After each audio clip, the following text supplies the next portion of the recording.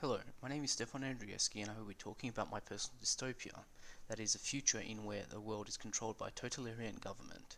First, let's begin with definitions. Dystopia is, according to the Oxford Dictionary, an imagined state or society in which there is great suffering or injustice, typically one that is totalitarian or post-apocalyptic. And totalitarian relates to a system of government that is centralized and dictatorial and requires complete subservience to the state. With this in mind, I will now begin to explore my personal dystopia. With a totalitarian government being the lead of a country in terms of political power, it becomes more military, almost bordering a dictatorship. All aspects of one's life is decided and controlled by the government, meaning there is a lesser chance that someone would act out against the government, as they are brought up to respect the authority of their country and abide by their laws. This kind of control would get easier with every new generation that is born, as each one would be raised in the new system of the government from birth. Your thoughts, feelings, and actions that could be considered independent from the government could be used and most likely will be used against you to convict you of thought crime, as it is referred to in George Orwell's 1984, in where actions, even thoughts against the government, were enough to see you put in a labour camp for life or killed completely. These drastic actions are how the government would stay safe, as their own citizens are now too scared to revolt against them, and are now more likely to report anyone who they suspect to be committing a thought crime to save themselves.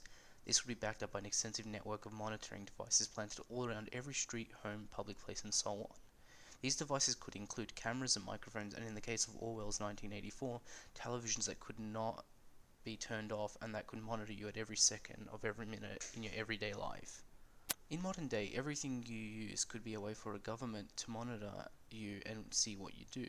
Your phone tracks your GPS location at all times, and if it was to be hacked, your camera and microphone could be compromised and could be listened into. Some apps are also ways to obtain information about you. Apps like Facebook and Snapchat have automatic face recognition, which the government could then exploit.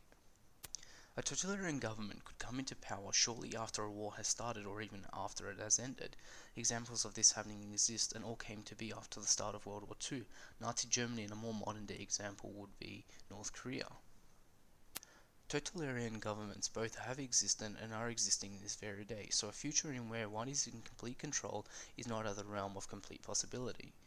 War often leads to strict guidelines that a country will set, with some countries going as far as forced labor camps or even death as punishment for not following the new way of life, or even being suspected of acting out against the government. The government could use public media to control which information the public can see. In the case of a more totalitarian government, those in power or with high wealth are the ones controlling it, and when in war, your country's support is very important. This would create ways to make themselves look like the heroes and making it possible to control their image. As for the way the government could potentially spy on you, they could simply be made aware of your search history on the internet. Searching certain words online could lead your account to being flagged and therefore monitored. In America, some words that could get you looked into could be as simple as attack, crash, or even riot, as well as some more extreme examples like assassination, terrorism, and Al-Qaeda.